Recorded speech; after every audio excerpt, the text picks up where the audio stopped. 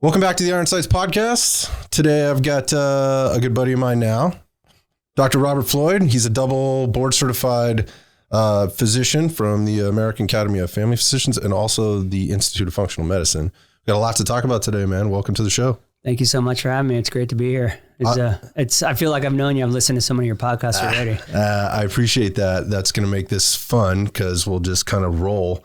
I mean, I have lots of questions for you, but just to kind of get started, you made the drive all the way down from basically Reno, Nevada today. Yep, correct. I appreciate you coming down, man, taking time out. And, my pleasure. It's always good to connect with smart guys. Speaking of smart guys, we've gotten connected. It's really weird. We kind of figured out this web of connection that we have. Initially, it happened with our mutual friend, Patrick. Now, is Patrick a guy you roll with on the BJJ mat? Absolutely, yeah. All right. And he's an absolute killer. He's every time he trains with me, he hurts me so bad. I'm just like, oh. Yeah, Patrick's a big dude. I met Patrick through another buddy on a hunt last year. And so shout out to Big Patrick out there in Reno. Thanks for putting us together here. This is going to be fun. But also in our first sort of connection over the phone, what I realized is I know your uncle, and so it would also be then your cousin. Mm-hmm. I grew up for a short period of time in the Boy Scouts. We were in the same troop, and I don't know. We just made the fire connection, and then there was the Boy Scout connection, the football connection, and so your Uncle Rick and your cousin Matt. I go back to when I was like. Dude, I was like maybe 12, 13, maybe 14 years old. It's crazy. Yeah, it was really weird how, I talked about growing up in the firehouse and somehow you clicked. You're like, wait a minute. Yeah. Your last name's Floyd and blah, blah, blah. And it was very, very strange. Like, and then you told me the story about my cousin Matt pissing in a plastic bag, getting it all over your sleeping bag and everything. Dude, so this story carried with me for my entire history with the Scouts. Yeah. So every year we used to go up above Sonora, right? Mm-hmm. And we used to go up there. I forget what the highway is up there. It's above Strawberry. So anybody that lives out there in the foothills kind of knows where that is. And they shut the freeway down like at a certain point. You can't go through the pass when it snows. And so we used to go up there every year as the Scouts and spend at least a couple of days out there in the snow and just experience the camping in the snow, whatever. For a lot of people that might sound miserable, but that was like one of my favorite times. It was adventure, right? Throw some packs on and throw some snowshoes on and we get out there into the woods. Well, there's always a concern of like, are you going to be warm enough? Right. So one of the solutions to the warmth was like getting your bag sort of extra insulated. And so somebody's dad came up with these or found basically these huge plastic bags that we could fit our sleeping bags in, basically half the sleeping bag to kind of insulate it a little bit. And so in the middle of the night, I'm tenting with Matt, and in the middle of the night, he's got to take a leak. And of course, he doesn't want to have to put his boots on and get out of the tent. I mean, it's freezing up there. It's in the snow. So I wake up and I'm like, dude, Matt, what are you doing? He's like, dude, I got to take a piss, but I'm not getting out of the tent. He's like, I'm just going to piss in this bag here and then I'll seal it up and then we'll get it out of here in the morning. I'm like, oh man, all right, do whatever you got to do. Next morning I wake up, whole bottom of the tent's wet. So my bag's wet. My gear is wet. I'm like, what the hell? Well, it turns out it wasn't a bag at all. It was a sleeve. So it was opened on both ends and it just was a nightmare. So the whole next day I was miserable, just drying my piss laden stuff off around the fire or whatever. That was my story about Matt. Thanks, Matt, if you're listening. Appreciate that. Yeah. Leave it up to Matt Floyd. Good job, Matt. Yeah. Crazy. Let's get out of the, that talk and let's get into you, man. So I find you interesting because of your career path and it's atypical. But it's actually very familiar to me because in my line of work, I talk to several people that have had very similar experience to you in the world of medicine.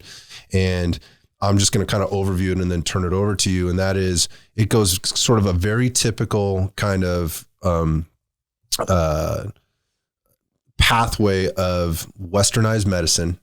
And then at some point, there's just this, what am I doing? I'm on the end of all of this and there's not a lot I can do for this person anymore. And then it gets worse because now you're feeling hamstrung. The treatment isn't available to you. The medicine isn't available to you. There's no time left to do it and enough time to really fix the problem. You're only kind of managing the problem at that point. And so I thought it was interesting. I thought it'd be interesting. We sat down, kind of talked about that, what you're doing now and how you've how you're doing the exact opposite and trying to get out in front of it. Yeah, absolutely. You're correct. A lot of people, actually, a lot of the docs who kind of, and I talk to a lot of docs, and you explained it kind of. What I say, unfortunately, a lot is like it's putting Band-Aids on severed limbs. It's too little, too late with what we're doing with Western medicine. And in Western medicine, we're talking about, the medical students in med school they're trained to diagnose and treat. There's zero prevention medicine.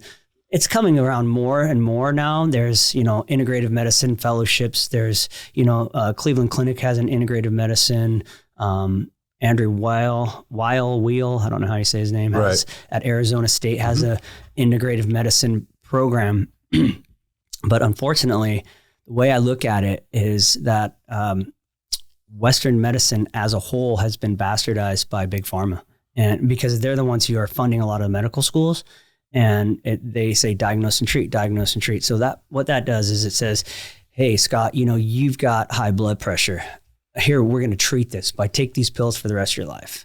And, it doesn't work. It's too little, too late. And it's not actually healing anything, high blood pressure, obesity, diabetes, coronary artery disease, all these, they're not diseases actually. They are just symptoms of other things going wrong in your body. And they just continue to rear their ugly heads and get worse and worse year after year statistically. That's undeniable. Absolutely. And it's undeniable, and it's really, really sad. So I actually went to medical school really late in life. I was a climbing guide and a ski patroller, and, just goofing off in life after college. I went to CU Boulder. I lived in Boulder for a long time, was a guide there, moved to Vail, moved back to Boulder, lived up and was a ski patrol outside of Boulder at a little place called Eldora. And then I did the full on, I quit my job, dumped my girlfriend, and moved to Jackson Hole and went skiing. It was awesome. So it was really, really it was just one of those things. Jackson had just opened up the boundaries so you could go out through the gates and go backcountry skiing. It's the best skiing ever. Don't anybody go there, please, though. It's terrible. Oh, yeah. Let's not tell anybody. Yeah. But so then I moved there, and then I actually ran into, I was waiting tables at a restaurant, and one of the hosts there was this guy, Brett Griggs, who's now an orthopedic surgeon. And he's like, every day we'd talk. I was like, what are you doing? He's like, oh, well, I just came back from the Caribbean. I'm waiting to go to the Mayo Clinic to start my orthopedic surgery residency. And I was like, wow, cool. He's like, and he kept talking to me. He's like, dude, you should go to med school. He's like, I wouldn't tell John over there. He wouldn't make it. You will. I was like, I was like 29, 30, 31. I went back to med school, I think 32. And one day I was working on a ranch. I've had lots of jobs, and I was working on a ranch looking up at the Tetons, and I'm like, man, I'm too smart to be doing this shit. And so I said, okay, I'll apply to med school. If I get in, that's the path my life goes. And if not, I'll just keep going down this path. Something else will come up. So I applied and got in. There you go. Bam. Where was this? Where'd you go to school? This is a med school in the Caribbean called Medical University of the Americas. Okay. Gotcha. And, I didn't think I was going to get in, but I did. How was the experience? I mean, what's it like going to med school in the Caribbean? It's still med school. It's not like you're on vacation with school. No. I mean, it was beautiful. It was definitely beautiful. It was on the island of Nevis. But I mean, I was 32, so I was older than all the other students there, and I already had fun and played, and I really dedicated and committed myself to it. And, I literally, for the 10 years following, I worked like 80 hours a week, because I would go to class. We had mandatory class, so I'd go to class all day, and then I'd go home and study all day. Mm-hmm. And so average, I did a bunch of math when I left, and I'm like, I averaged 80 hours a week for 2.5 years on the island, and then another 8 years after that, or, more than that, 10 years, because I did, like I said, I wanted to be an orthopedic surgeon. Ed talked me into it. He's like, you go there, come back, and we'll have our own practice. Okay, cool. So, but I wasn't cool enough to get in the club. It's a very, very challenging. I've heard that before too. Competitive residency to get into. I was so freaking ignorant about med school. I'm the first doctor in the family. I didn't know I had to take like board exams. I was just like, oh, what the fuck? I was very, very ignorant about it. And so, but in med school, I really committed. I got like, I did really, really well because all I did was study. I mean, I kids were going out and partying. I'm like, no way, dude, I'm done. I'm here for a reason. I wanted to learn so I could be smarter and be a better doctor. So then I didn't get into ortho. I did get into a trauma surgery residency in Las Vegas, and I did that for 2 years. And I didn't want to continue with general surgery. It just wasn't my bag. So I actually applied for ER because I was an EMT and a ski patroller. That would have fit really well. Okay. And I didn't get into an ER residency, which really pissed me off because I applied at the hospital I was working at. And, I'm like, hey, they know me. Right. And the ER medical director is a fucking asshole, pardon the French. I mean, for not giving me a job because he knew my situation. Right. And I would have been really good at ER because it just vibed with me really, really well. I can read, react, and adapt like we talked about before the show. It comes naturally to me. So I did 2 years of residency there, and I actually didn't match my second year or the year I was trying to get something. Yep. And I only applied to that ER residency. And so they didn't give me a job, which was really like a kick in the nuts. Yeah, that's tough, man. So the day of match comes out. I'm working in the ICU, and I get the email or whatever it was. I'm like, oh, fuck, I didn't match. I don't have a job now. And come at the end of June, I do not have a job that I've just spent $250,000 to get an education. Right. And I was like, oh my God, it was terrifying. And so then, I told the people at ICU, I was like, I got to go. Right. So what you can do when you don't get into the match is a whole crazy discombobulated thing that, like, I don't know if anybody knows how it works. In terms of the politics and the bureaucracy and the shell games, the algorithms. I mean, everyone's like, that's a whole nother podcast that someone else would know better. But so what happens is if you don't match, you can actually then, get on a phone, probably email now these days, and start, hey, you got a spot? Do you got a spot? Do you got a spot? Do you got a spot? Do you got a spot?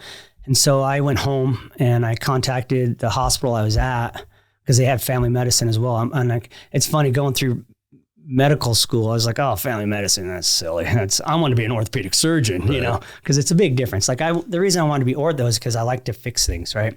I'm really good with my hands. I can take my dirt bike apart, put it back together, all that stuff. So I was really agile with my hands, and I've actually done a bunch of orthopedic surgery through med school and residency, and the guys are like, oh, dude, you're good at this. I'm like, yeah. So it's like a calling for you almost. Yeah, totally. And I like it because, you break your leg, I fix it, and then out the door you go. Right. It's not like medicine where it's like, well, again, hey, you got high blood pressure, take these pills. Right. So you haven't fixed anything. Not really, no. So anyway, I call the hospital I'm at. They're like, no, we don't. But UNR Family Medicine happens to have, there was some miscue, and they happen to have a couple spots that they weren't planning on. So I called them and I got in, luckily. Otherwise, who knows what would happen? Right. I mean, I'd have been without a job and, with $250,000 of debt, right. And it's really hard once you get out of the whole residency, like spotlight or whatever you want to call it. It's real hard to get back in. People are going to be like, well, you're not in a residency program. So where have you been? What are you doing? Exactly. Yeah. What's wrong with you, basically? Yeah. It's like a red flag. Exactly. Yeah. Exactly. And so luckily, shout out to UNR Family Medicine, amazing program. Like I was blessed. So it ends up being a blessing in the end. Yeah, absolutely. I mean, really, really, really good program. Very well-rounded. I mean, I delivered like 100 babies, which is a pretty neat thing. That's a lot of babies, man. Yeah. Yeah. It's a lot of life. It's a lot of babies, a lot of life, and it's crazy. Delivering babies is insane. But they taught me lots just a very well-rounded education, very highly respected in Nevada. And the faculty there is really caring. And again, it's kind of funny because I wanted to be ortho and I would like poo-poo on family medicine, but I learned a lot from it. So then from there, I started at the end of your residency, like the third year of family medicine, you can go and moonlight. And so I started working in an ER because a couple of the family medicine doctors also did that. And I was like, ooh. Is that a little extra money, like it's an income thing? Yeah, a little extra money. Okay. And so pay that debt off. Yeah. Actually, it's a lot of extra money, but so I started working in ER in rural Nevada. And then after residency finished, I was working in the ER. And then I also started working as a hospitalist in one of the big hospitals in Reno. I did that for 14, 15 months, and then I just went strictly ER. And so I did ER there. Then I moved to another place and was the medical director of a small ER in rural Nevada. And it worked really well because I had the trauma surgery, 2 years of trauma surgery, right? So like I could intubate people, which is, putting a tube into their lungs. I could do central lines. I could do all the stuff that like most family medicine doctors. They just don't get exposure to. Exactly. Not that they didn't maybe in their residency at some point, but it's just not a skill that they have. Exactly. It's one of those things that you need to do a lot of them. Right. And when I was in surgery residency, I did, I wouldn't say hundreds, but close to that, and intubations and procedures basically. And I really liked ICU medicine, and so it worked really well. And like working in the rural ER there, I'm the only guy in the hospital. I'm the only doctor in the hospital. Sometimes the only doctor in town. Oh, this is out there. This is out there, yeah. It's actually not that far from Reno, but far enough, right? And luckily, I knew a couple of the ER docs from Reno. If something bad happened, I could call them like, hey, what do you normally do in this situation? They'd be like, oh, we'll do this, this, this, that. And then a lot of times it was just a quote Band-Aid station. We'd triage them, patch them up, then get them somewhere that they can get real help. Gotcha. So that worked out really, really well. And then I moved back into, I actually was a hospitalist for the last couple of years again. Cause that ER job is pretty difficult. Like I would leave my house. I had a couple different places. One I would start at 10 o'clock and do a 24-hour shift, and that was 2.5 hours from my house. So I'd leave at like 7 in the morning, go and do a 24, maybe get some sleep, and then turn around and drive home at 10 and get home at 12:30, 1 o'clock. That's 36 hours later. That was killing me. And it's funny, I just got kicked in the nuts my last shift there. I saw 24 patients. I got zero sleep. I admitted like 4 or 5. I transferred 4 or 5. And it was just a ball buster of a shift. And I'm so glad I'm out of that, because I was also doing like, 68-hour shifts, 72-hour shifts, sometimes 4-day shifts. And so it just, I got tired of being away from my wife, tired of not getting the sleep I need, and just tired of not being home. Right. And so I was like, I got to do something different. And somehow, I don't even know how, but I came across the Institute for Functional Medicine. And functional medicine, a lot of people don't have any clue what it is. Some Western medicine docs will poo-poo it and blah, blah. And it's like, really? Because I believe 100% that it actually is really, really good. It's diet and lifestyle medicine. Well, I think we're learning that in spades now, aren't we? With some of the shit that's happened in the last couple of years, they can say whatever they want. Exactly. And the sick people that have put all and everything they know into allopathic medicine seem to be doing far worse than those that are taking responsibility for their own health from a lifestyle, exercise, diet, nutrition, whatever perspective. So even spiritual. Like if you have a good family support, if you have good spiritual, or doesn't matter if you're Jewish, Catholic, Muslim, doesn't matter. If you have good spiritual support and community support, it's been proven that you live longer and people are going to get sick, right? That's what's going to happen. But the outcomes, you get a cold. That's what we've been led to believe. Sick is relative. Yes. Sick is relative. I guess that's maybe more of a way to look at it. But again, like I would say it, but it's almost like I told you so. When you start to look at some of the things that have happened over the last few years, and I bet if people really took a step back, and I mean like 5 steps back and peeled back the layers of the onion on their own family members and people that have been afflicted by disease and are being sick or being sick chronically for a long time could peel back those layers of the onion and go, geez, we could have done a lot better there. That person could have done a lot better in taking care of themselves. That person made some really poor decisions or was really irresponsible or just waited for somebody else to pick up the ball and run with it for them or whatever else, versus really taking responsibility, which, by the way, isn't that hard of work if you make it a lifestyle. But I digress. I don't want to get too far down there. But it's interesting you brought in the spirituality part, because that's not some shit you're going to hear up at Stanford. Oh God, no. No, excuse me. Absolutely not. The thing is too, is like you mentioned that, like, it's gone full circle. When COVID hit, can we say that on podcast? Whatever the fuck you want to say. Say it. I know some of these social media plays, if you even talk about COVID, they put some purple flag on you, whatever. I don't care. But when COVID hit, I found it was really, really funny that, like, literally in the hospital, we were giving people high dose vitamin C, vitamin D, and zinc. Weird, right? When for the last like 30 years, Western medicine is like, oh, vitamins don't work. And I actually used to kind of believe that.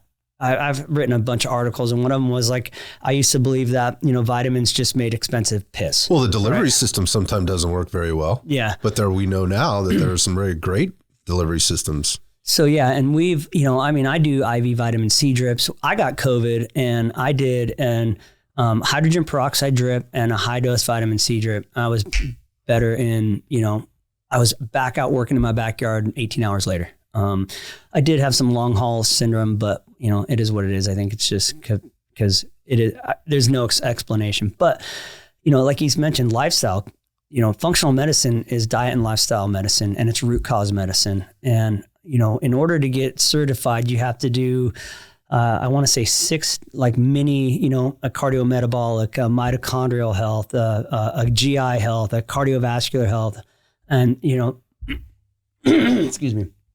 And then you have to do a 5-day IFMCP, Institute for Functional Medicine, certification program or something like that. And then you have to take a test.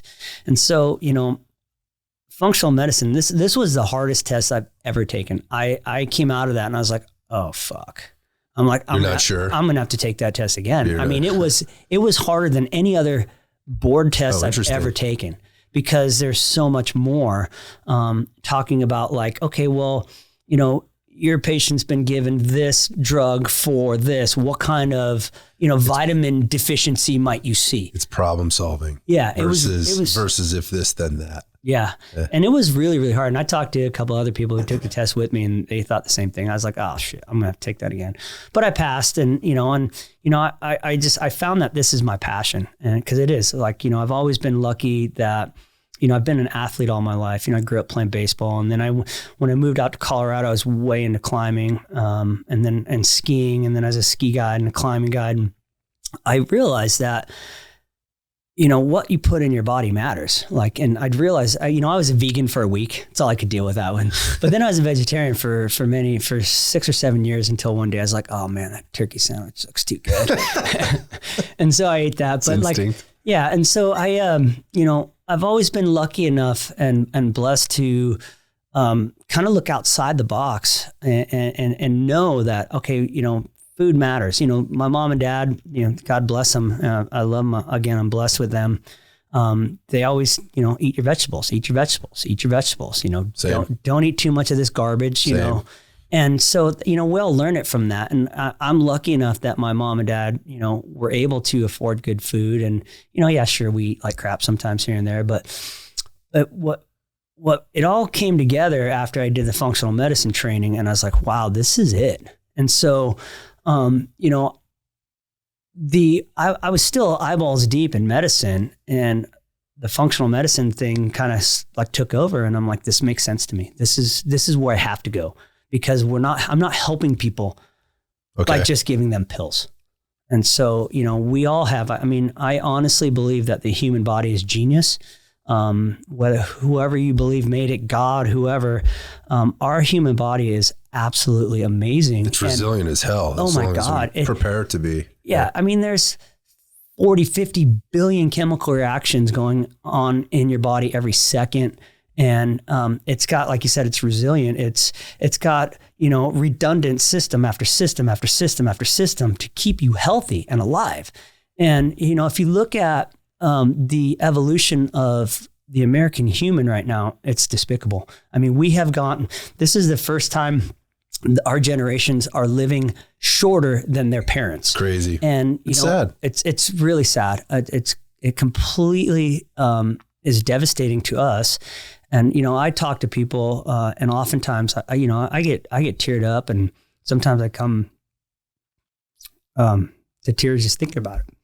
Yeah, because you're dealing with people who didn't have to be this way.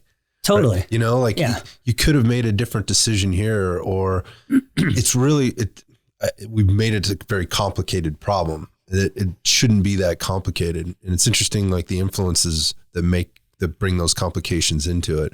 But I'm sure, man, I mean, in all the years that you spent in the ER and all those other things, like how much death do you have to witness where you're just going, this didn't have to be this way. Yeah. And it really pisses me off because it's not meant to be this way. People don't deserve this shit. People don't deserve to lose their legs because, Nestle, General Mills, Quaker, all these fucking companies are like feeding us garbage. I saw, I got a thing from Rayleigh's. I don't know if there's this place. It's a grocery store. It's Rayleigh's. It's a big, good store. I like it. I think they're out of like Sacramento. Yeah, I think so. Central Valley, California. Yeah. And so in Truckee, they changed the regular Rayleigh's to a Rayleigh's One. And they did the same thing in Reno, in kind of the higher end area. And you could buy all sorts of cool stuff. They got rid of all the garbage. I mean, like you couldn't find the garbage, processed foods. And I just got an email yesterday and it says, hey, you talked, we listened. So we're bringing all this stuff back. And I looked at this picture and I said, are you fucking kidding me? This is all poison. Yeah. And I use the term poison when it comes to food all the time. And I mean it sincerely. If it's not nourishing your cells, it's poisoning you. Right. And so like I looked at this picture of like, this is what we brought back. It's all processed food, wheat, processed food, wheat. I mean, just total. There was the only thing healthy in there was an orange and 2 grapes. And the rest of it was piss poor shit. Yeah. So this is an interesting point to kind of move into, because now you've touched on the, like, you went through the functional medicine training and you're like, oh my God, like this is it. Like this makes so much more sense, right? We're solving problems. We're going, it's root cause medicine was, I think, the key takeaway there. And now we're talking about food as being a root cause to, disease, death, just poor quality of life. I think in no particular order, there. So talk to me about like what the practice looks like now and who the people are that you were talking to now and how they get to you. Are they aware of the stuff that you're talking about right now? Or are you talking about my clients in my program or just the general? Both. Like, so let's say about your client, we can talk about the program in a second, but just like the people that come to you for help now.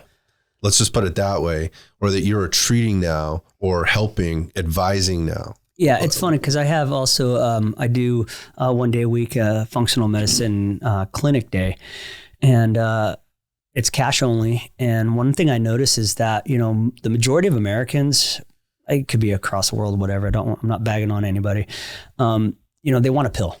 They want the easy button. They want the easy button. And, in life, there is no easy button. You and I both know that. There's no such thing as that easy button. It's everything worth achieving takes hard work and success, and that includes your health.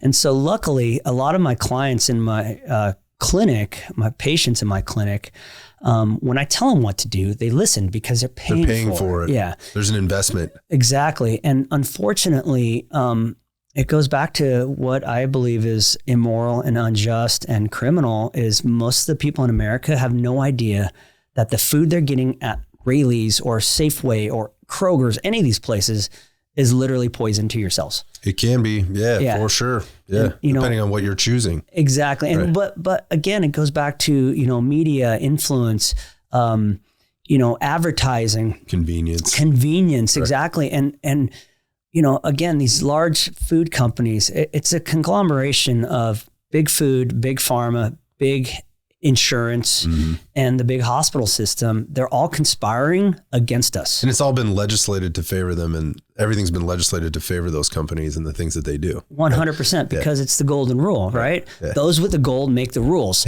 And, Quaker, General Mills, PepsiCo, they're influencing, Congress and the Senate because they have so much damn money. And so it really is sad because most people don't understand, dude, if you eat that, you're going to get sick. You will die if you continue to eat that. And what's really sad, I can give you one really scary and terrifying statistic is 90 million people in America right now have fatty liver disease. It's called non-alcoholic fatty liver disease. Okay, we used to see fatty livers from alcohol. Right. So this is called NAFLD, non-alcoholic fatty liver disease, NAFLD. And it's from sugar. Okay. It's from processed foods and sugar. The overconsumption of. Yes. The overconsumption of. Again, I was talking to you earlier. I'm not an anti-carb guy. We need carbs. 100%. Yeah, I got you. But, white sugar is poison. Stevia, sucralose, those are even worse. But anyway, so there's 90 million people in America with NAFLD right now. The next step from NAFLD, which is NASH, non-alcoholic steatohepatitis. Okay. Hepatitis sounds pretty bad, right? It is bad. The next step after that is overt liver failure and death. So 90 million people, including children in America, are already through step one. Yes.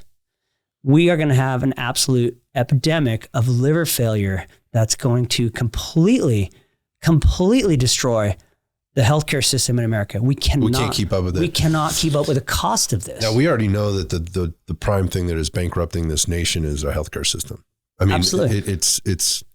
It's documented. There's no argument about that. I mean, you can argue it if you want, but if you look at economics and you look at the way it's going, we can continue. The powers to be can keep twisting dials and toggling switches to try to make this not happen. But you don't go from every year, the debt goes up by fucking $1 trillion, right? And it's largely due to the poor health of our nation and what's going and getting dumped in. And go back to like the worst on record, at least in my generation or my parents' generation, the worst medical, we'll just call it the pandemic that happened. Who came out ahead? Every fucking pharmaceutical company on the face of the earth came out ahead. The hospitals, as quote unquote stressed as they were, are posting record profits. Yeah. Right. The pharmaceutical companies, right? The places that supply service and equipment and things of those, they're all making money while we continue to get sicker, fatter, and closer to death. Shout out to Dr. Sean Devlin, one of our partners. He's probably one of the smartest guys I know. He does integrative oncology, and he and I talk about this a lot, and he calls it the slow kill, and they keep you alive long enough just to drain your wallet. And, I want to make a t-shirt that says Big Pharma, what's in your wallet? Because they don't give a shit about you. They don't give a shit about me. They are fiduciarily responsible to make more money. That's right. And they got shareholders. Yeah. They got to get them paid, right? They got to get them paid. And we have, like I said earlier, they've bastardized medicine. They are funding med schools across the country. And, if they're funding med schools across the country, what do you think the curriculum is going to be? Oh, it's just like education, the institution of education, like at the elementary school or, junior high school. Let's not even go there, man. I think there's an argument that can be made across all of those things. And again, whose wallet is being lined at the end of the day and who's paying for that. It is very, very frustrating. And I'm on board with that. And I don't anybody I think that's, again, you can make an argument if you like, that's your right to do that. And it's America. So do whatever you want. But I think there's a huge amount of ignorance that goes into, making that argument and being one-sided about it and not seeing the bigger picture. Yeah, but do whatever you want, only if it's not harming others. Right. And I'm on board with that too. I know you're I'm on board with that too. And, unfortunately, I'm just going with like, if you want to not believe that that's happening, that is your right to not believe that. Absolutely. But it's facts. It's documented. This is what's going on. You can't fight facts. You literally cannot. We're trying to. But half of America right now, if you presented facts in their face, they would say, that's not real. Right. It's disinformation or misinformation. Yeah, it's a tough place. I'm sorry. We put people in a really tough place. We put doctors in a really tough place, right? We put the public in a really tough place about making decisions about what's right for them, because there's consequences to doing that. Like, again, from a media perspective or from a financial perspective, that could cost them their job, could cost them their reputation or whatever else, despite the fact that the information is true and factual.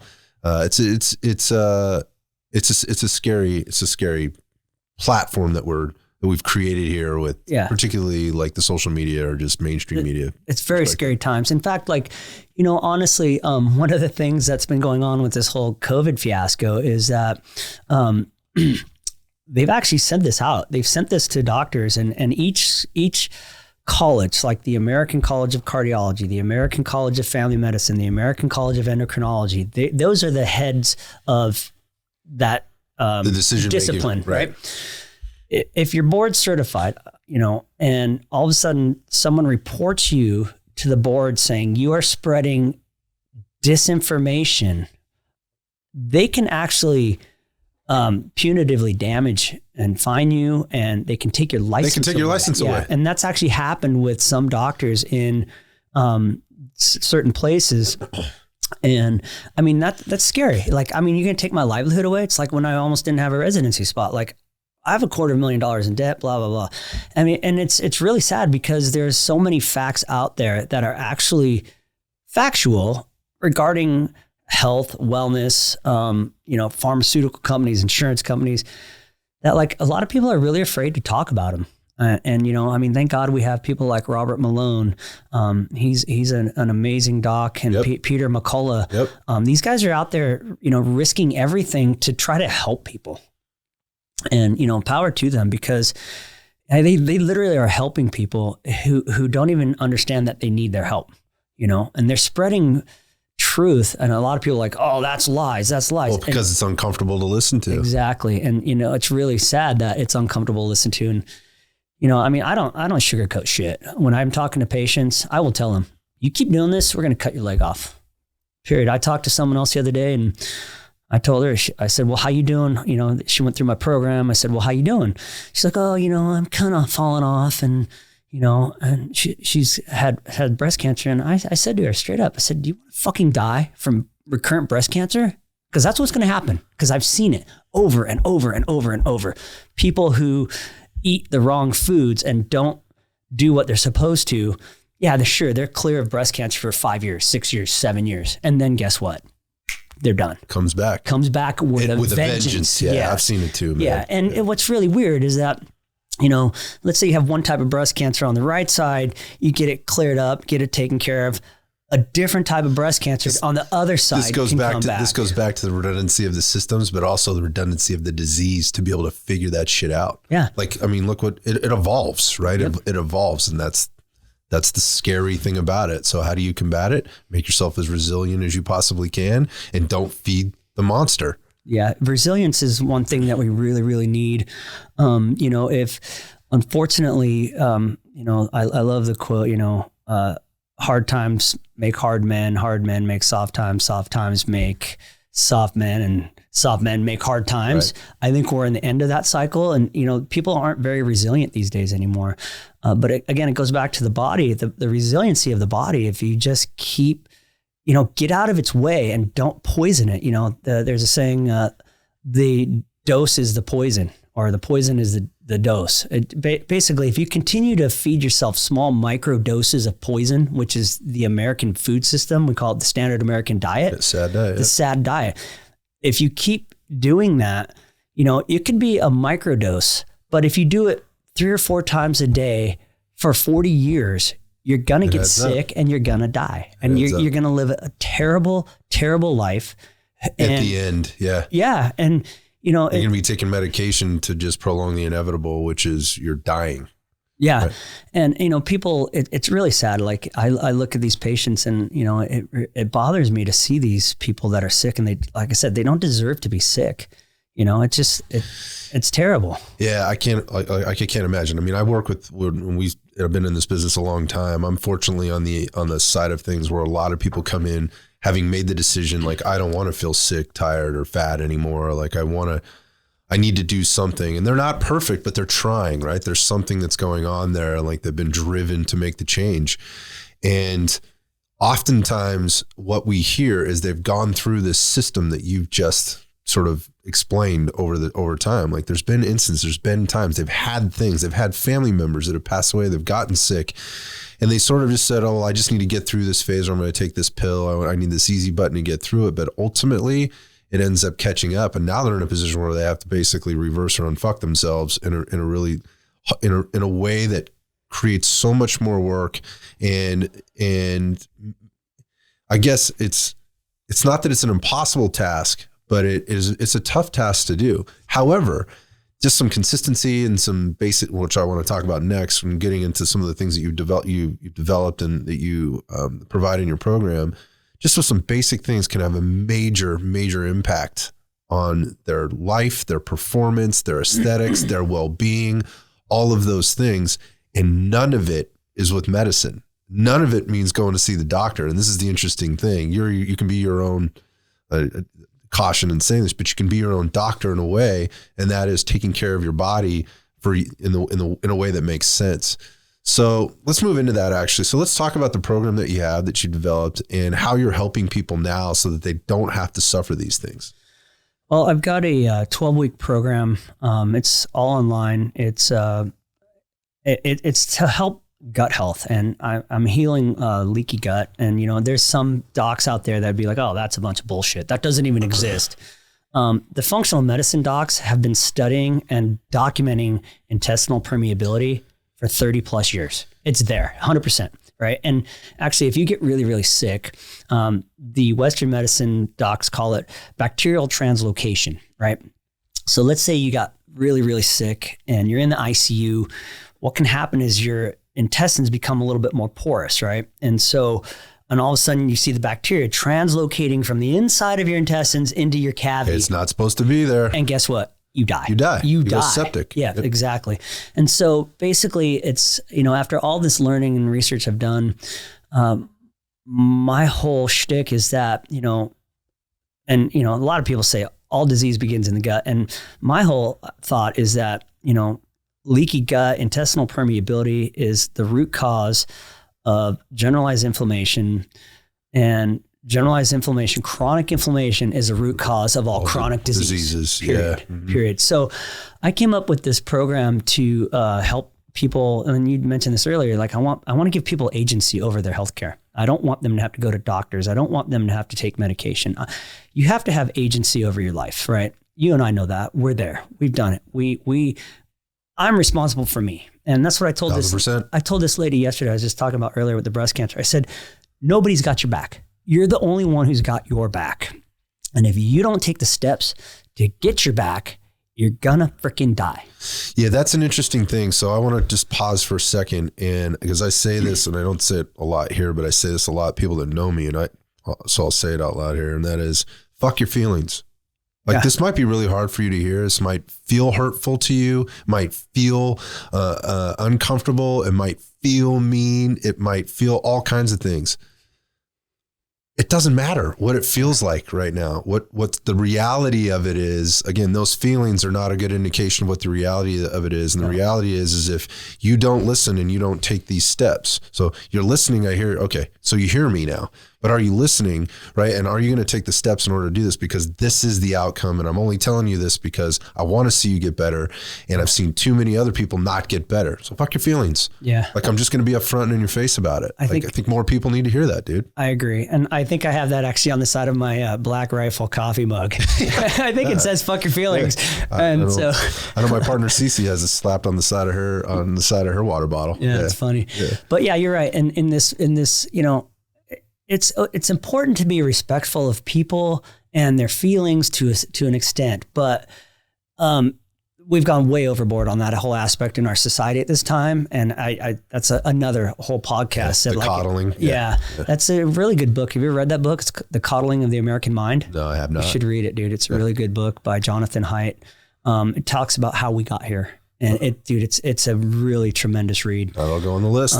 And then another book I read, since I'm talking about books, is I think it's Anatomy of a Pandemic.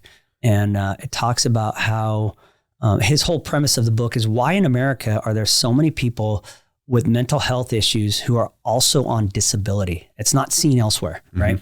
And you can literally plot, and the graphs go exactly together, the advent and increase of antidepressants and disability. And I mean, the book it's a very, very difficult read. But I mean, he's got 70, 80, 90 pages of footnotes. And he talks about how these pharmaceutical companies, basically the American Psychiatric Association, that college, they always kind of felt like the redheaded stepchild. No diss to redheaded people or stepchildren. But he talks about how they always felt kind of like the redheaded stepchild of medicine because they didn't have any prescriptions to write until Big Pharma came out with medication. Right. And now together in lockstep, they work together, and he shows over and over and over and over and over incidences of these pharmaceutical companies lying and burying information in their studies, including homicidality, suicidality, worsening bipolar, schizophrenia, and other diseases that actually, his book, it says if you have a schizophrenic break, and the majority of those are in, early college age people, 19 to 22, 23, and then, maybe again at 32, somewhere around there. Okay. They actually did a study in Santa Clara here, where they had that happen to people. They had a house where they had counselors and support groups. These people would have this break. They'd go into this house for like 2 weeks or a month or whatever. They'd get support, not coddling, but help. Not on medication. Right. They would return back to the society and work. And be okay. Yes. And today, if you have something like that, they're going to put you on medication and it's going to be a downward spiral, and you are going to be unable to work and control your life for the rest of your life. Not everybody. That's a big blanket statement, but this book, it blew my freaking mind. And so you asked about how I got here. I do a lot of reading about a lot of different stuff outside the box. I've always been outside the box. My mom and dad would tell me, "Oh, don't do that." I'm like, why? Why? I'm sure they wanted to just smack the shit out of me over and over and over. And so I've taken what I've learned and tried to amalgamate it into something that is all encompassing for my clients, because again, it goes back to, leaky gut leads to generalized inflammation. And so what I found was I was at this functional medicine conference, and I met this lady who, Maggie Yu, shout out to Maggie Yu. She has an autoimmune program. That's a 12-week program. She's like, yeah, I used to be a family doc. I don't do that anymore. I do this. And it's an online program, and she helps people overcome autoimmune disease, which again is caused by diet, right? A lot of times, yeah. The majority of times. Right. We'll come back to this. Okay. Yeah. And so I was like, okay, well, I see this, and what happens is I draw this picture in my clinic all the time. I draw a leaky gut picture, and I actually did it on my YouTube channel. Leaky Gut for Dummies is the video. And I kept going back to okay, this is generalized inflammation, and it's not just right here. It's fingertip to fingertip and head to toe. Right. And it's 24/7, and it's affecting your brain. I mean, it leads to, Alzheimer's, Parkinson's, ADHD, ADD, anxiety, depression, blah. I mean, it's so all encompassing of bad health. And so, she's like, well, I have this program, but it took me, years to figure it out, and it cost me hundreds of thousands of dollars. But I know this other guy, Yuri, he has this program called HBA, Health Business Accelerator. And he's super successful. He's a New York Times bestselling author. And he was a professional soccer player who also had a degree in kinesiology. And he came back and he's like, well, I want to write books and help people online. And so what he does is he helps get people like me out of the brick and mortar into the online space. Gotcha. And so I was like, well, what do I going to do? And then I'm like, oh, that leaky gut thing. And I can help people with that. So let's talk about this. So I love where we're going with this, because this happens to be a big passion of mine, and I bore the hell out of people in talking about it, but now I got somebody who likes to talk about this shit. So let's talk about the premise of leaky gut. So what I like to explain it is basically when you look at the intestinal system or the digestive system, basically we have a hollow tube that runs from our mouth to our anus, right? And that tube, right? Obviously there's a lot of things that go on, goes into the mouth, down the throat, into the stomach, and gets stomach that drops into the small intestine, goes in the large intestine, and ultimately whatever's left over gets eliminated. Now, that tube basically has two jobs, right? It's to let stuff in and keep stuff out. That's basically what it does. I mean, that's boiling it all down. The simplicity of it, yes. But for those that are listening that may not understand, all the complexities, that's effectively what it does.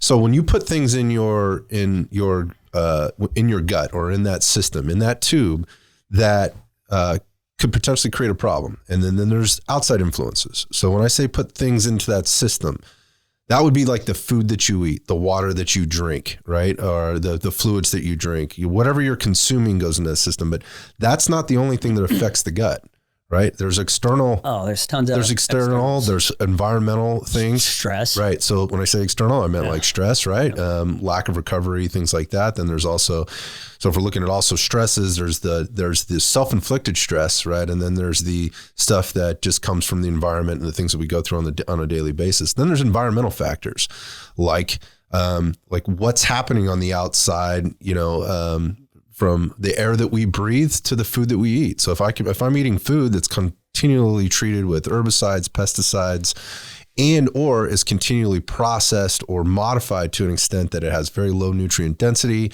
or has high levels or concentrations of things that it's not supposed to be in my body anymore, I put that stuff in the tube, right? And it goes down in there. It's natural to think that the body's going to have a little bit of a problem with it. Right. Absolutely. And so we're looking at this tube, right? And so here's another way that I kind of look at it. Is like the tube is basically like you get into the intestine, it's basically like cheesecloth to an extent, right? It has very, very small openings that certain things are supposed to get through, and the body understands this. This is what's supposed to come through there, and it gets absorbed into the bloodstream, right? And then that gets taken to wherever it needs to go to do the things it needs to do. And when that cheesecloth gets torn, or there's some tearing or fraying in that, then things that may not supposed to be getting let through get let through. And a lot of times those things are proteins. No? Yeah. Lectins. Or, like you said, the cheesecloth holes might get bigger, not wider, just torn. Yeah. Right. So the way I explain it, it's like you have a brush border. You're right on target. Exactly what you're saying. It's the brush border. You have these microvilli cells. They have little finger-like projections, and those are for increased surface area. And if the palm of my hand is the cell, food's supposed to go down or chewed up food that's come from your stomach is supposed to go down and get assimilated. I don't know how many different chemical reactions are in that microvilli cell to process it to make a food particle into something that can go into your bloodstream and actually be utilized. And be utilized to make amino acids or to build things, to build proteins in your body, yada, yada, yada. And so what happens is that the cells, they get torn apart. The cells they're held together by two proteins called zonulin and occludins. And when you eat certain things, when you drink alcohol, when you take PPIs, omeprazole, when you take antibiotics. Those are antidepressants. No, omeprazole is for GERD, for reflux, acid indigestion. Yeah. It's one of the most prescribed medications out there, and it's fucking poisonous. Pardon the French again. They all, your brush border, like you said, it keeps the bad stuff out and lets the good stuff in. And when we screw it up, which we do every day, you get sick. And because it's not working like it's supposed to. So hence the term leaky gut. Exactly. It's leaking. Yeah. It's now permeable beyond what the permeability it's supposed to have. Yeah. Inside the tube, you have food particles, you have bacteria, you have viruses, you have fungi, you have dirt, you name it, man. It goes through your mouth and comes out your butt. Right. It's going through that tube. It's going through there. Yeah. And so when any of that stuff gets through the microvilli cells, they get torn apart, right? The zonulin and occludins get broken up and the cells get torn apart and stuff can leak in through them, right? And then you also have, when the cells get torn apart, you have decreased nutrient absorption, right? That's the first step that you have. And so I can't tell you how many people I would say 95% of Americans are vitamin D deficient, magnesium deficient, zinc deficient, It's multifactorial. It's not just this. It's a lot of different things, right? Sure. But so then you get this decreased nutrient absorption. So people aren't getting the nutrients they're supposed to get, right? And they're malnourished. Literally, we are malnourished. It's not that they're underfed. No, that is for sure. There's a big difference. And so then what happens is when these foreign bodies come in through that microvilli brush border, you have all these foreign bodies inside the bloodstream. Again, it's not just around your gut, it's throughout your entire body. Now it's systemic. And now it's systemic, exactly. And when you have leaky gut, you also have leaky brain. Your blood-brain barrier is a sac around your brain that only lets certain things in and out, just like the tube in your stomach or in your body, your intestines. And so when you have generalized inflammation, that blood-brain barrier also becomes more permeable, right? Mm-hmm. So it leads to, like I said, ADD, ADHD, depression, anxiety, all sorts of stuff. Yeah. Can you elaborate a little bit on what happens in terms of your body's mounting a immune response or an autoimmune response to these foreign bodies that are now being leaked in through this permeable barrier that we'll call leaky gut? Funny you ask, because that's where I was actually going. So again, you have generalized inflammation in your body. Okay, let's say you get a sliver in your thumb, right? What happens to that sliver? It gets a little bit red. You get some swelling. It's pissed off. Your body's pissed. It gets some pus. You squeeze it out, and that's your immune system attacking the foreign invader, right? So what happens is, and when you have leaky gut happening all the time because you're eating, crappy food, you're drinking too much alcohol, you're over-exercising even, you're taking PPIs, you're taking other antibiotics, your microbiome becomes imbalanced. This is a chronic thing. Again, the dose is the poison, right? So if it's happening all the time for 30 years, your body, your immune system is now on hyperactive overdrive, right? So if you look at the statistics of autoimmune disease, it has absolutely skyrocketed in the last 40 years, right? I mean, exorbitantly skyrocketed. And we can't put it to anything. We can't pin it to anything. This is cumulative. That's why. Yeah. And I think it's okay. So your immune system is on hyperactive and over alert, right? And so it's on overdrive because you're inflamed everywhere. You feel like shit. Your joints hurt. You got brain fog. It's because your immune system is you're not sleeping well. Yeah. You're putting on body fat. You can't seem to lose body fat. Like you can't get erections. Your mood's impacted. Yeah, right. Exactly. Because inflammation affects everything in your body. And so what happens is then by a thing called molecular mimicry, your immune system, which is on superactive overdrive, looks at like your thyroid cells or your beta cells in your pancreas and say, hey, those cells kind of look a lot like those cells that we've been attacking. Mm-hmm. Let's go get those. So next thing you know, you now have autoimmune thyroiditis or autoimmune pancreatitis and basically diabetes. Because your body is effectively, correct me if I'm wrong, but basically what it does is sees those as foreign invaders and it mounts sort of this it mounts kind of an army. It creates this army of antibodies, right? To go out there and it goes out there and it's supposed to be fighting the foreign invaders, but it's mistaking the friendlies as being part of the enemy and it's starting to knock those things down too. Yeah, and that's why it's called autoimmune. It's autoimmune disease. It's the same. It's your immune system attacking your cells. And it's not supposed to be like that. So, one of the things I learned in functional medicine, you have to have 3 things to have an autoimmune disease. You have to have a genetic predisposition, which we all have. I mean, we have, thousands of genes in us. You have to have a leaky gut and you have to have a trigger. And if you can get rid of one of those 3 legs of the stool, you will get rid of autoimmune disease. It's like fighting fire. Take away the heat, right? Yeah. The fuel source. Yeah. Take away the oxygen. Yeah. And, you can't change your genetic predisposition, but you certainly can change the leaky gut and you certainly can change the trigger. So that doesn't get expressed. Exactly. So let's talk about it. So, we've already alluded to a lot of the things, and one of those things obviously is food. So where do you start with the food? So I don't want a leaky gut, or I already have a leaky gut. And I think it's actually important to maybe note here that just because you don't have symptoms right now doesn't mean you don't have a leaky gut. You've just articulated that it's the dose is the poison. Yeah. At some point, this is likely going to show up for you when one of those other 2 factors happens, right? Like there's a trigger. There's some stressor in life. Yeah. COVID, something, right? Something comes up. So let's talk about the food piece. So I just, I think in general, I just kind of tell people, hey, just eat real food, right? Eat real food. So how do you help a client and, start, like what can people be doing out there right now today to make an impact on the things that they're putting in their or have an impact on healing their gut through food? What would be your big takeaways? My first thing, and I tell this, if I say it once, I've said it 1,000 times. I recommend people go gluten-free, dairy-free, sugar-free. Why? Because gluten is found mostly in wheat. It's in other grains as well. But one of the things, and I just saw this, I was in Hollywood, Florida at a nutritional function or nutritional dietitian conference, a functional nutrition conference. Sorry, a little brain fart there.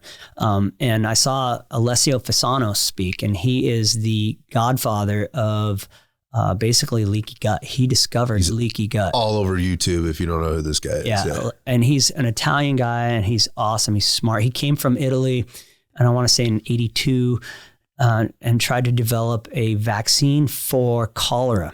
And he found that his vaccine completely flopped. It was a disgrace for him. He was really torn up.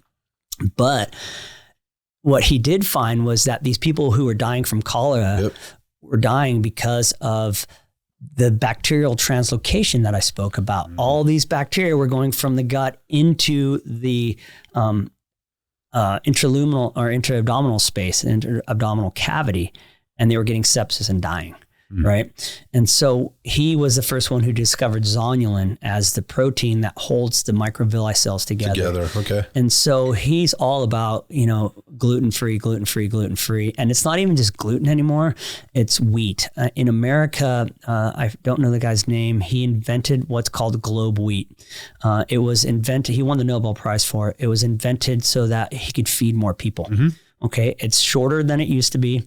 And it's decreased in nutrients. It takes way less water to grow. Yeah.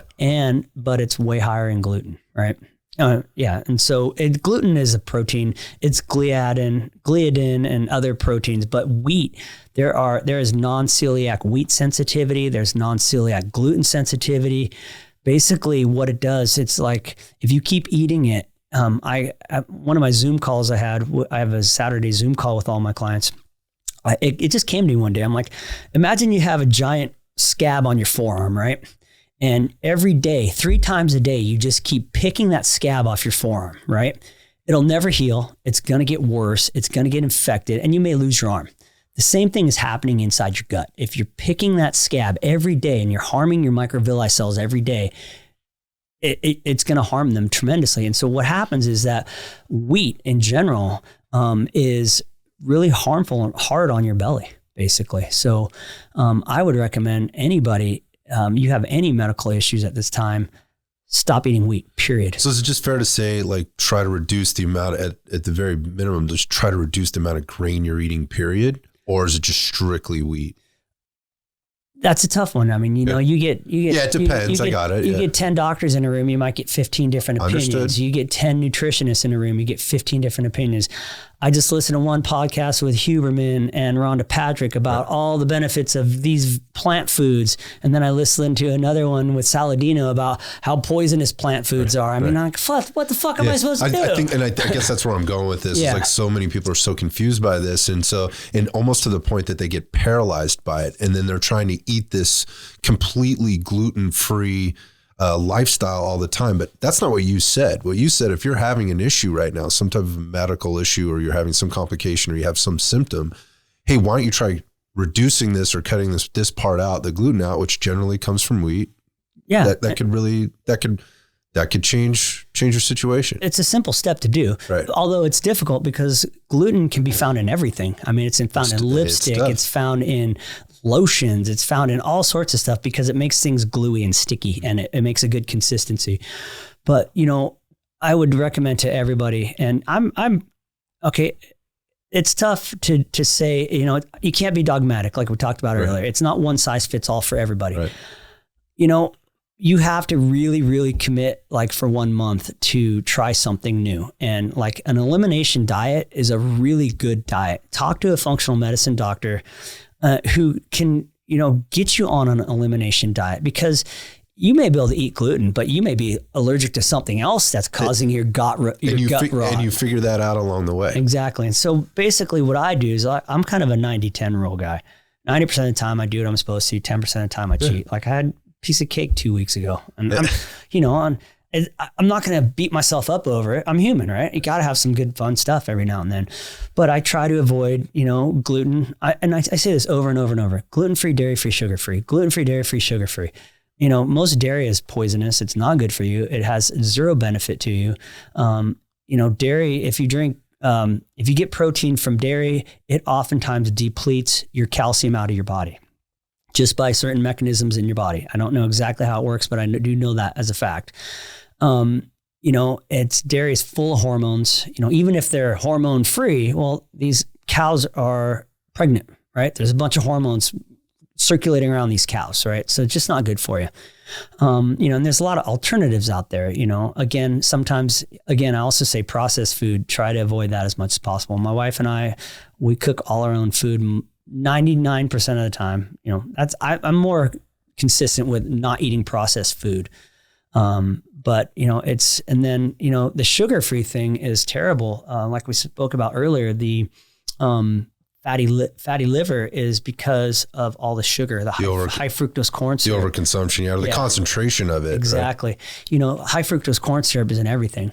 It's terrible, and you cannot get away from it. One thing I would recommend to people: start reading labels. Okay, real food doesn't have a label. It's broccoli, right? Or it's cauliflower, or it's white rice, and even I recommend white rice over whole grain rice or brown rice, because whole grain and brown rice have they have a protective coating on them, which was meant for the rice to be protected against being eaten, right? And those things can poke holes in your gut and give you leaky gut. I don't recommend people just, stuffing their face with white rice all the time, because it's got a high glycemic load. Right. But then again, there's other ways that you can, quote, dress your carbs. If you eat some white rice, but you put a bunch of butter or other fats on it and proteins, it lowers the glycemic index. And the load, yeah. Exactly. I mean, I'm not telling you anything you don't know. Yeah, but no, it's interesting because, again, I think people it's always one extreme or the other. Yeah. They're trying, it's to the point where they're paralyzed because they're confused. And then that's when the dogmatic type, styles of eating kind of come in, whether it's all the way to this side or all the way to that side. I'm only eating meat, or I'm only eating vegetables, or whatever else. And we're losing sight of the bigger picture, and how to balance those things. Cause it is all very confusing, and there tends to be a lot of information out there that's not delivered. I think it's delivered irresponsibly. I would agree. Yeah. I think we got to be really careful. We're in a position where we have to be very, very careful about how we do this, and being aware of the audience that's listening out there. I mean this in general, as a physician, as a coach, as a marketer, whatever you are out there. And just so that people, you have to be careful. I get there's clickbait, I get it, but you need to be really careful about how you deliver that message, because it ends up it can be very damaging, as we've already seen. So you got the sugar, the excess sugar that people are consuming. I mean, that's a big one. And I don't think that's going to be a surprise to anybody. You talked about eating real food or eating non-processed food, and really trying to stay away from the gluten end of things, which obviously is onboarded a lot of times with wheat, which is in a lot of things, particularly now if you work it back. If I'm eating a lot of processed food, probably getting a lot of wheat, hence I'm probably getting a lot of gluten. And a lot of sugar and a lot of salt. Because for all the reasons they put that stuff in there, makes it taste good. It's palatable. It's cheap. It's cheap, and it gives it shelf life a lot of times. So try and stay away from those things. We used to say, stay away from packages, boxes, cans, bags, jars, things like that. I think there's been some good technology within the industry to be able to deliver some really more nutritiously dense food in some of those types of packages, if you will. However, if all of your stuff is coming from those kinds of things, or somebody else is packaging it for you, you're probably onboarding those things that could be creating this issue. And again, just because you're not showing symptoms of a leaky gut doesn't mean you don't have a leaky gut. Absolutely, it's very insidious. It it goes and goes and goes and goes and goes. And then all of a sudden, bam, it rears its ugly head. And guess what? You got diabetes, or guess what? You have psoriatic arthritis, or and you're in the doctor's office, or eczema, or, hey doc, I just, have this joint pain all over. I don't know why. And, I can't tell you how many doctors would say, okay, well, maybe you should try avoiding this or avoiding that. And they'd be like, nope, here, take these pills. Or here's the other thing that I see when people come in here. I see a lot of this, and that is they've gone down this path now, and they've gone in because they have this weird skin thing going on, right? It's psoriasis or eczema or whatever, and they hand them a cream. Yeah. A steroid cream. That's what they hand them. There's no talk about their diet and their lifestyle, or any connection made to the fact that it could be what they're putting in their bodies, or what they're not putting in their bodies that could be creating this. You alluded to it before, that all disease initiates in the gut. It's all rooted in inflammation. Or modern chronic disease is rooted in inflammation, but there's no real talk about that. It's just you got a skin problem, you go to the dermatologist. Here's a cream, right? Well, one of the issues, got a gut problem. Here's a PPI. Yeah, but right? One of the issues is that it's collusion with the insurance industry, right? I mean, if you go to a doctor's office right now, you're going to see the doctor for 7 minutes, right? That's a long time. Yeah, you might be lucky if you see him for 7 minutes. My initial intake visit is 90 minutes. Okay. And again, it's cash pay because I don't take insurance, because insurance isn't going to pay for that. No, they're not. And I would be beholden to them, and I would be like, oh, you feel like this? Take this, boom. But when as a functional medicine doctor, I ask about, diet, I ask about sleep, I ask about relationships, I ask about spirituality, I ask about stress reduction, I ask about, exercise. We're all so complex that functional medicine has said, we need to talk about all of these things as a doctor. And it sucks because, I know some family medicine doctors that are seeing 40 people a day, 45 people a day, right? They're making good money again, but it's because this is what the insurance mandates, and they're the ones writing scripts. Here you go, writing scripts. Here you go. And it's not their fault. I don't think they know any better. Or they're in a tough spot. Yeah. I mean, they got to make money. Yeah. And I'm not bagging on anybody. I'm bagging on the system. The system sucks, and it's broken. It's doing us a disservice as a society, as human beings. We are being lied to, and we're being fucked. Yeah. Again, we're learning this in spades. Yeah. I mean, we're being told certain things work, and if you take this is going to be the answer, and it's going to make it better. And it's not. It's not making it better. No. It's not making it better. We're responsible for making it better. Circling it back to the leaky gut and the things that come along with that. You mentioned one of the things is being undernourished, right away. So you put these things in your system. It's created this leaky gut issue. So it's letting things in. It's not digesting properly. So you might be putting healthy foods in there. You might be putting, say, supplements in there. You might be, but your body isn't dealing with those because it's broken. Absolutely, 100%. And if again, the microvilli cells they're the gatekeepers of this. And if they cannot absorb nutrients, you're going to be malnourished. One of the things too is that I like learning lots of neat stuff. And one of them is that's scary. We have 60 crop cycles left in this country. And that's not even 60 years of food to grow in our soil, right? We have 40 years of food, maybe less. And one of the things is, again, this goes back to big food, Monsanto, what really sucks is, the number one demographic for suicide right now. I was going to say males, I'm going to say it's 18 to 25 or something like that. It's actually older. It's 45 and up. And the number one job where suicide is right now, farmers. Really? Yeah. Because they're beholden to Monsanto, right? They're beholden to the government. They have to buy these seeds. They have to use this fertilizer. It costs them more to grow the crop than they're going to make selling the crop. Exactly. They're basically ultimately going bankrupt over time. And so when you use these fertilizers, what happens is it attaches and makes the minerals unavailable when you digest them in your stomach. So you could eat all the spinach and kale and broccoli you're trying to eat, but the fertilizers are not allowing it to be taken out of the food and into your stomach or into your intestines. So we're malnourished. I mean, regenerative agriculture, everybody should look up regenerative agriculture because it's really, really neat. And it's the only way we're going to save this system, this farming system we have in this country. It's the only way we're going to save it. You know, I brought you some lamb from my ranch. Yeah, I'm so excited about this. It's gonna blow your socks off, dude. It's amazing. You know, regenerative agriculture is like, okay, let's not monocrop this. Let's put one crop here and we'll move it over here, and then we'll put animals here. They'll break up the soil, they'll refertilize it.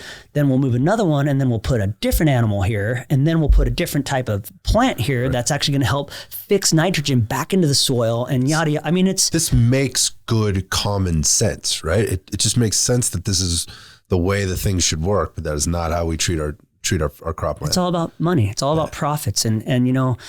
We were talking earlier about, you talked about processed food, and a nurse I work with, she told me one time, you know, convenience is the killer, and it is. Convenience is not good.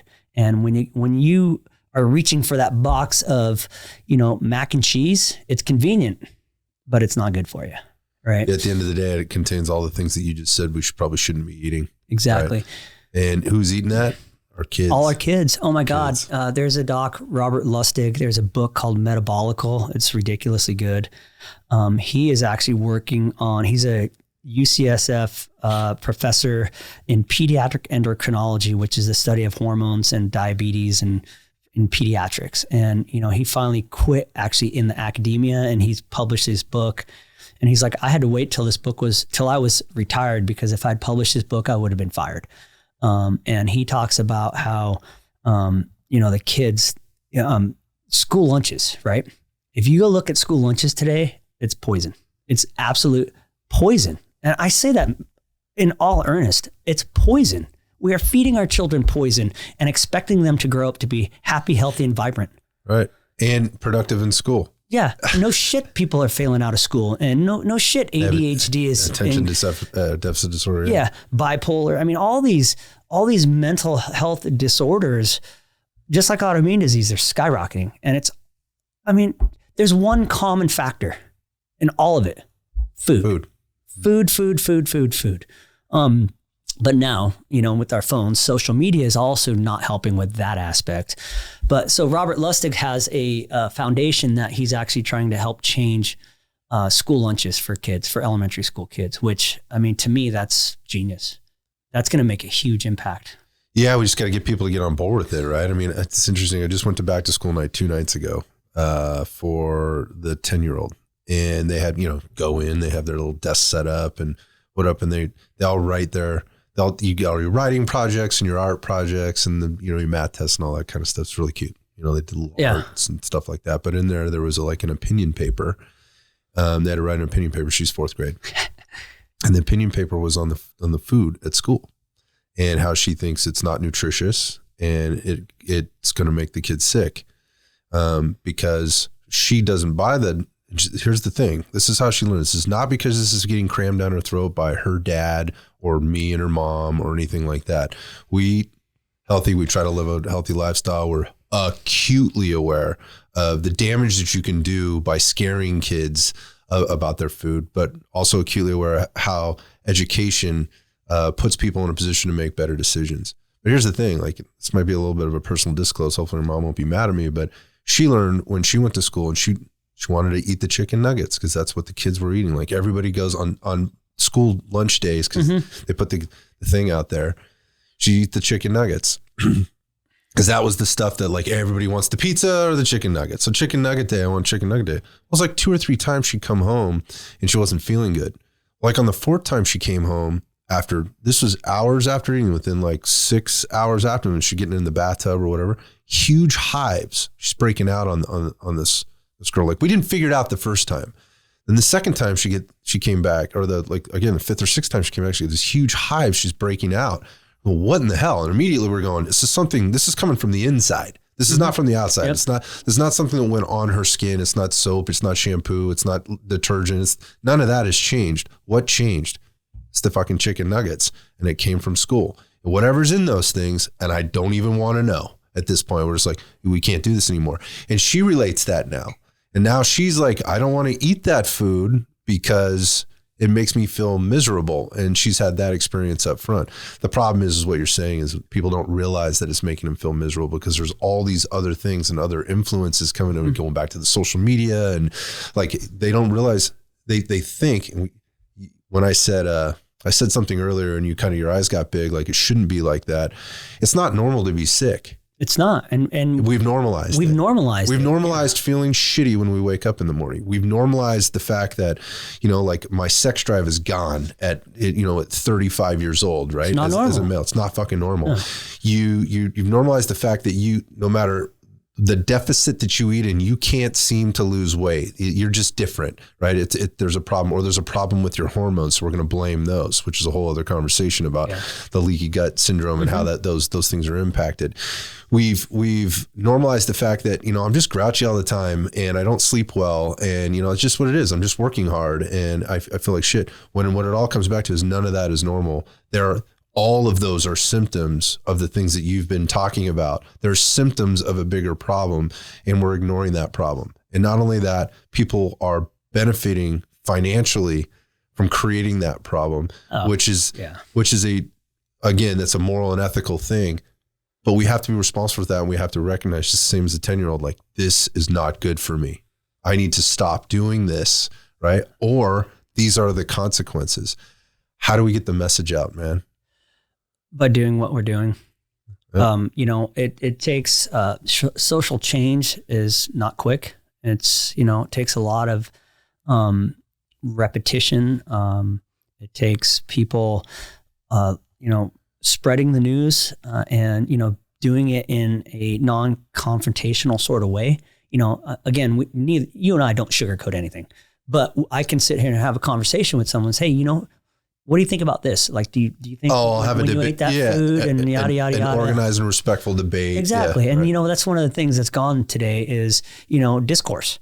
And it sucks because, like we said, it's social media has, the algorithms have driven us completely apart from each other. And it's feelings over facts instead of facts over feelings. Yeah.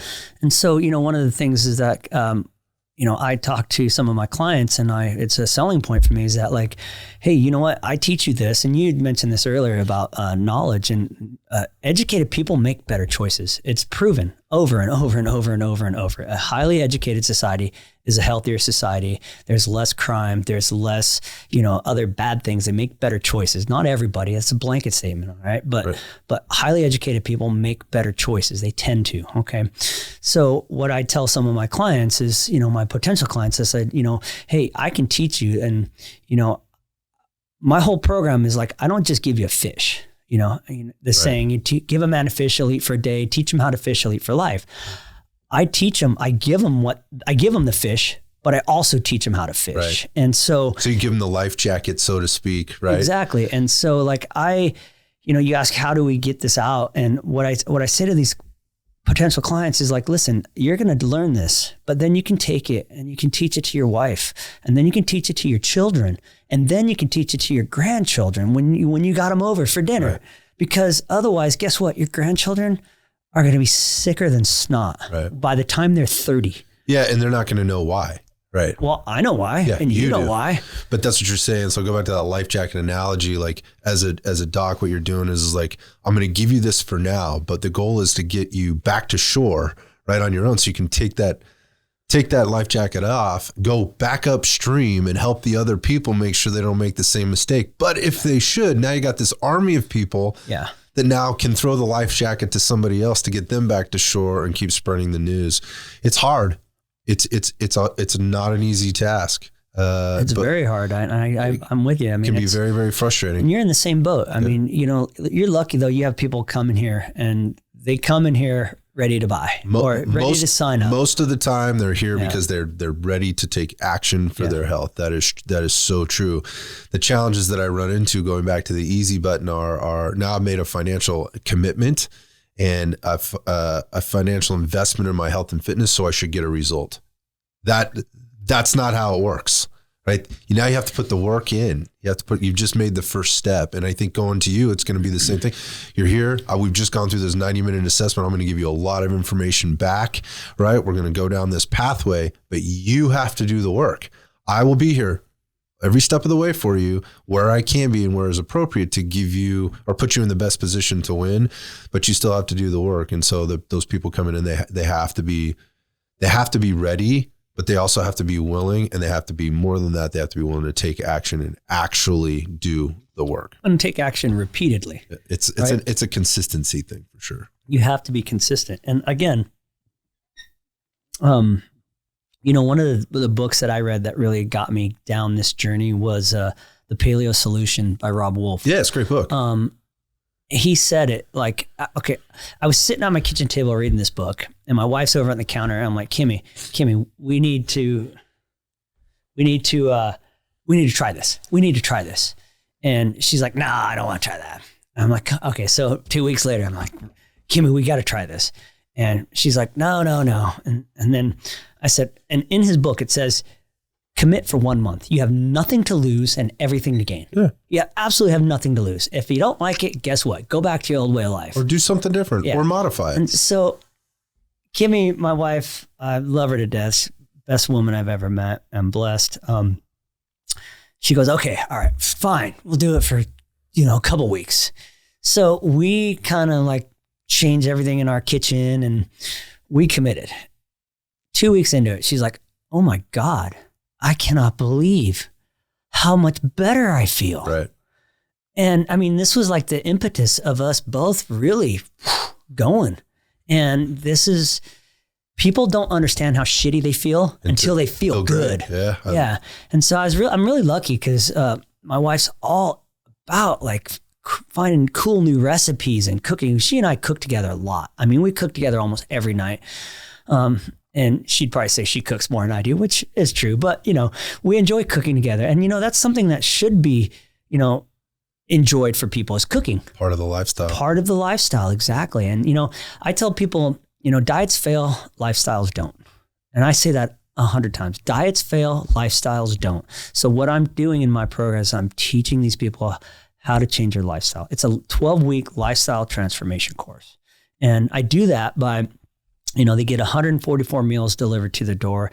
They get 4 different supplements, one for gut health, one for brain health, one for mitochondrial energy, and one for gut health, brain health, and energy and sleep. And then the other one is a sleep aid, which is really great. What is it? It's called Gabatone. Okay. It's from Apex Energetics. It's a really good sleep aid. It smells like wet dog hair. It's kind of weird. I don't know. I don't know about that, man. It smells really weird. And then they also get juices delivered to their door on on a Thursday, so that you're supposed to have, and then a whole list of, snacks that I recommend. And I recommend, hey, a lot more vegetables. But then I also institute, time restricted feeding, intermittent fasting. I try to get people to a 16 and 8 feeding window. Okay. 16-hour fast, 8-hour feeding window. And I mean, that's what I do every day. I mean, I basically am mimicking my lifestyle to help these people lose weight. I mean, I'm 53 years old. I do jujitsu, and I can roll with the 25-year-olds. Mm-hmm. Most 53-year-old people can't do half of what I do, And so, I walk the walk. I do what I preach. And, I've had people have absolute tremendous success. I try to get everybody to do on Sunday a juice fast for 24 hours. That's actually like a 36-hour juice fast, because they would eat Saturday night, do juices. You could do it whenever you want throughout Sunday, and then eat again the next feeding window the next day. So it's like 36 hours. Okay. Some people can do it, and some people are like, well, I had to eat a little something. And I said, hey, it's okay, man. It's okay. Don't worry about it. It's like, what's the point? So can I ask just real quick, what's the point of the juice fast, of like the fasting period there? If you're going like 16-8, which is what you mentioned, what's the point of that? I think I know, but I'm just asking. The juice fast is designed as a super, super duper high dose micronutrients bullet, basically. Got it. And it's all vegetable juice. It's not fruit juice. So it gives the digestive system a little bit of a rest too. Gets you into that rest and digest period, so your body can really absorb exactly what it needs to absorb. And fasting, like, doing the juice fast is good because, like I said, it's a super nutrition bullet and it does help rest and digest, but it's also a mental thing, right? You and I both know it's hard work to be healthy, and, discipline equals freedom. Thank you, Jocko. Mm-hmm. Right. Mm-hmm. And, people say, I wasn't able to do the juice fast the whole time. I said, okay, that's all right. Try it next week or the week after. It's a discipline thing. That's interesting. Okay. So it's more of it could be a psychological, emotional component to the whole thing too. Yeah, absolutely. Okay. Because, and then, I do the Zoom call on Saturdays, and it's for, question and answers, accountability, and support, and hey, if you weren't able to do it, we'll try it next week, or the week after. You don't have to do it that way. Again, it's not one size fits all for everything. It's a framework. Exactly. It's a roadmap. There's from here to Houston, there's 32,000 different ways to get there. Right. Here's the freeway. It's the easiest way to get there. Right. I've already done that. Right. So you can choose. But maybe that's not the route you want to take. Exactly. Yeah. So, and then, one of the things about fasting, there's so much research from fasting. It's good for autophagy, which is the destruction of senescent cells. Senescent cells are the older cells in your body that are kind of like on their way out. Yep. It gets rid of those shitty cells and helps your body make new ones. It's the same thing with mitophagy. It gets rid of the bad mitochondria, and therefore you make more mitochondria, and it makes those mitogenesis, which makes more mitochondria, right? When you're having a stressor, your body needs more mitochondria. It gets rid of the old ones, makes better, faster new ones. Gotcha. So that's the whole. Those are the benefits there that you're going with. Yeah. I think it's great. It just goes back to kind of the life jacket analogy again. You're sort of giving them a life jacket for this 12 weeks while educating them. So when Absolutely. They come off the other side of it, they've figured out within the framework what route works best for them, what fits their lifestyle best, how, whether maybe their Sunday's a Tuesday. Yeah. Or whatever. Absolutely. It's not, I think a lot of people get turned off by things like, oh, that's just not me because I'm with the family on Sundays and we do family. Well, fine. Okay. Do it Tuesday. Yeah, exactly. Do it whenever. Yeah. It's whenever, it works best for you. And I think that deters people from getting started with programs like this. But if they want to find out more about this, man, like where do they go? There's a couple of different websites. There is the Leaky Gut Solution Kajabi.com. That's the website for that. There's you could find me on YouTube, Dr. Floyd's Leaky Gut Solution channel. Okay. There is Dr. Floyd, Dr. Robert Floyd on Facebook. That's my Facebook page. Okay. And then also there you can watch the webinar. You can go straight to the webinar. It's trimdownpowerup.com/register or leakygutsolution.com/register. And that'll get you to a webinar, like a 45-minute webinar. Or you can just book a call, www.chatwithdrfloyd. That's drfloyd, FLOYD.com. And you can book a call through that. And right now I'm mostly advertising on Facebook, and most of my clients right now are word of mouth. Okay. But I'm trying to, I'm doing this whole thing because I want to make a difference. Like I'm here, I want to make an impact. I want to make people healthier. And, I'm sick of seeing the bullshit that our healthcare system is resulting in, and our food system. And it's just like, I'm blessed that I know what I know. Right. And, I can share this, and I want to share this. I want to my whole goal is to give at least 1 million quality adjusted life years. And a quality adjusted life year is something that insurance actuarials are made of. Okay. So let's just say real quick, you're born at 0, you die at 80. Okay. If you get sick at 60 and you're sick from 60 to 80 on medications, going to see doctors, feeling like crap. It's 20 years. That's 20 years of your 80-year life. That's 25% of your life. Okay. Let's say I can get you to 75, a healthy life, vibrant, loving everything, having fun, playing with your family, taking your grandkids out. And then you die 5 years later at 80. So I only had 5 years of I've just given you 15 quality adjusted life years. I love it. And that's what it's about. It's about health span. Lifespan's bullshit, dude. We're all going to live to whatever we live to. Yeah. But we want to live healthy. We want to have a health span. I want people to be healthier. Healthier people make better communities. Better communities make a better world.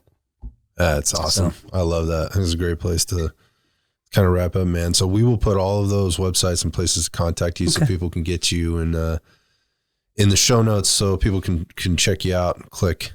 But man, I just want to say one more time, thanks for coming down today. I mean, this was it's always good to I love nerding out on this stuff a little bit, and it's really good to get your perspective. Yeah. And I can tell we're barely scratching the surface of kind of where you could take all this. I've listened to the webinar. I've been on your stuff and read through it. It's good quality stuff, and I'm excited to see what you continue to do and how you're helping people, man. Well, thank you, man. I appreciate you. And same with you, man. What you're doing is awesome, and keep it up. You know, you're making the world a better place by making better people. Thanks, pal. I appreciate it. Travel safe going back. All right, cool. Thank you so much. We'll do it again sometime.